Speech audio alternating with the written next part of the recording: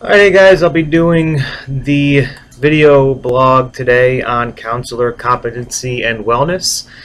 And in the state of Pennsylvania, I went on the board website and I was actually really surprised. They have a great resource when it comes to this disciplinary board action.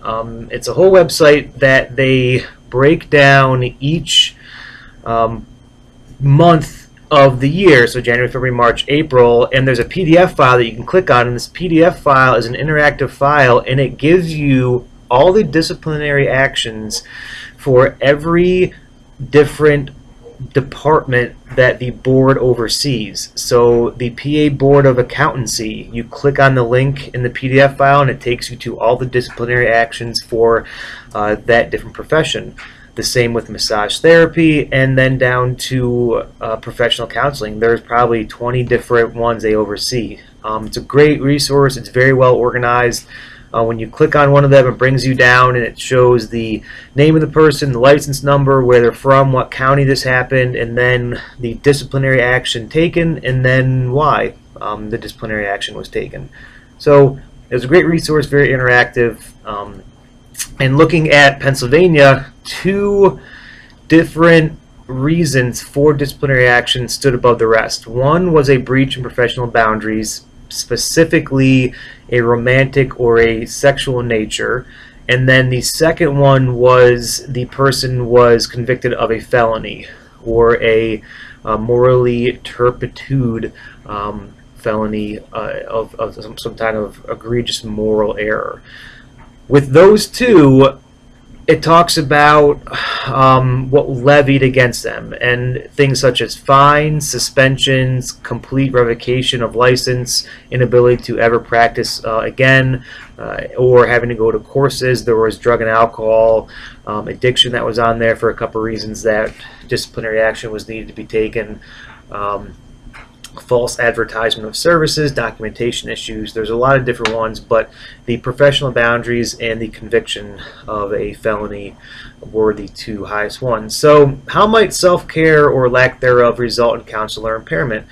Well, we're learning that without self-care, someone in the counseling field can become very resentful. We can lose our empathy. We can lose our focus of why we are in this field.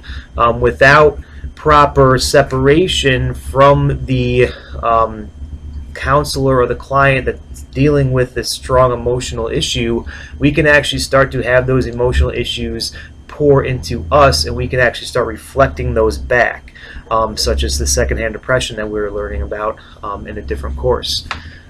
So we can actually see these things come into our lives. And I guess one of the two biggest reasons in Pennsylvania, I would say for the professional boundaries and the sexual relationships, is that the counselor started to look at the therapeutic relationship as a source of validation, and allowed feelings to develop because they did not have an adequate self-care outside of that relationship. They were going into that relationship wanting something or needing something that wasn't being filled somewhere else because they didn't have proper self-care, and that therapeutic relationship started to fill a romantic void in their lives, and that's why that professional boundaries was breached. So looking into the ACA Code of Ethics and the Pennsylvania Board, the ACA Code of Ethics actually spells out here C.2.G, counselor impairment. It talks about how counselors must monitor themselves for physical, mental, or emotional problems, that we must refrain from offering or providing services when we do realize we are impaired. We must seek out our problems. If we do reach a level of impairment, seek out the necessary steps to help rectify that situation. And we must go to our supervisors. It also talks about in Code F.5.B that impairment affects students and supervisees as well. We must monitor ourselves as students from impairment, and if we do see ourselves getting impaired, go to our supervisors.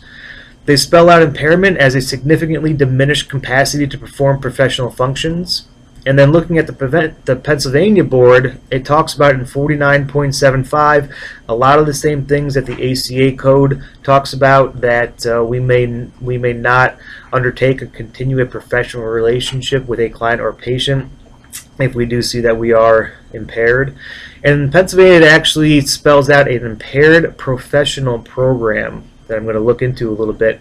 But it does say that someone that does recognize that they are impaired can go into this impaired professionals program to help rectify the situation, but you cannot go into this program after the board takes disciplinary or corrective action against you. So you need to go before that happens.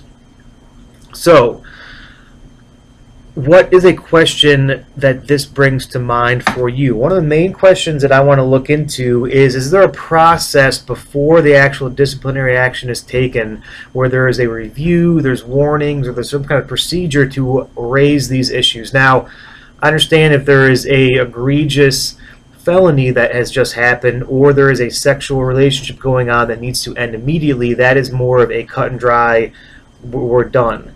But if someone, say, is advertising themselves falsely, or they're having documentation issues, or there's a consent issue, is there a process to where there's a couple warnings before actual formal disciplinary action is taken and your name and license are posted on the internet as having this disciplinary action taken against you? Thank you.